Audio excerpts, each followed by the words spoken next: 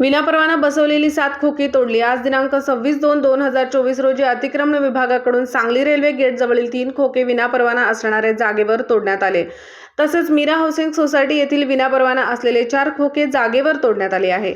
विनापरवाना लावलेले झेंडे, बॅनर, बोर्ड काढून टाकण्यात आले आहे। दिनांक 2/2/2024 पासून सदरची मोहीम निरंतरपणे चालू आहे।